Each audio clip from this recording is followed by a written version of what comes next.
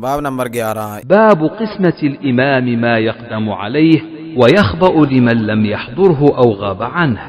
امام کا اپنے پاس آنے والی چیزوں کو تقسیم کرنا اور جو حاضر نہ ہو یا اس سے غائب ہو اس کے لیے چھپا کر رکھنا۔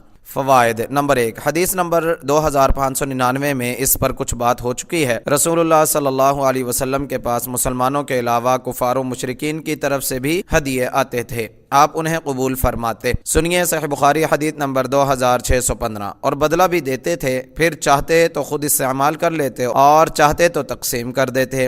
آپ کے بعد خلفاء و عمال کو ملنے والے ہدیے اگر وہ بیت المال میں جمع کروائیں تو ٹھیک ہے، ورنہ ان کے لیے انہیں رکھنا جائز نہیں، کیونکہ وہ انہیں مسلمانوں کی طرف سے ملنے والے عہدے کی وجہ سے ملتے ہیں۔ البتہ دوسرے مسلمانوں کی طرح ان کے حصے میں اگر کوئی چیز آئے تو لے سکتے ہیں۔ تفصیل کے لیے سنیے صحیح بخاری میں باب من لم يقبل الہدیۃ لعلہ، حدیث نمبر 2596 2597۔ نمبر 2، جو حاضر نہ ہو سے مراد وہ لوگ ہیں جو شہر میں موجود ہیں مگر مجلس میں نہیں آئے، اور غائب سے مراد وہ ہیں جو شہر سے کہیں غائب ہیں۔ فتح الباری۔ ابن المنیر نے کہا اس میں اس مشہور قول کا رد ہے کہ ہدیہ انہی کا حق ہے جو مجلس میں حاضر ہوں، جیسا کہ اقبال نے کہا ہے، نہ تھا اگر تو شریک محفل قصور میرا ہے یا کہ تیرا، میرا طریقہ نہیں کہ رکھ لوں کسی کی خاطر میں شبانہ۔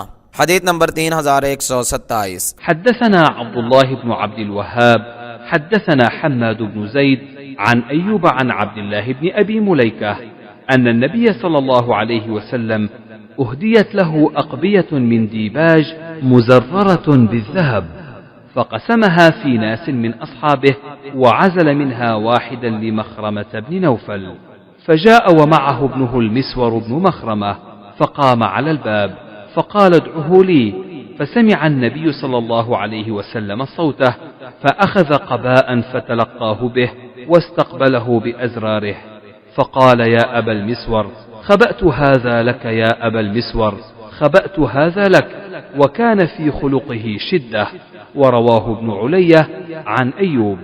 قال حاتم بن وردان حدثنا أيوب عن ابن أبي مليكة عن المسور قدمت على النبي صلى الله عليه وسلم أقبية، تابعه الليث عن ابن أبي مليكة۔ عبداللہ بن ابی ملیکہ سے روایت ہے کہ نبی صلی اللہ علیہ وسلم کو ریشم کے کچھ کوٹ بطور ہدیہ دیے گئے جن میں سونے کے بٹن لگے ہوئے تھے۔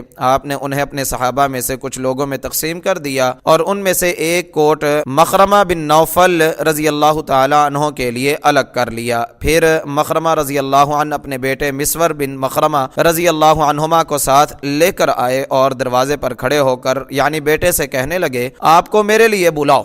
نبی صلی اللہ علیہ وسلم نے ان کی آواز سن لی تو آپ نے ایک کوٹ پکڑا اور اسے لے کر انہیں آگے جا کر ملے، اور آپ نے اس کے بٹن ان کے سامنے کیے اور فرمایا اے ابو مسور میں نے یہ تمہارے لیے چھپا کر رکھا تھا، اے ابو مسور میں نے یہ تمہارے لیے چھپا کر رکھا تھا۔ اور ان کی طبیعت میں کچھ سختی تھی۔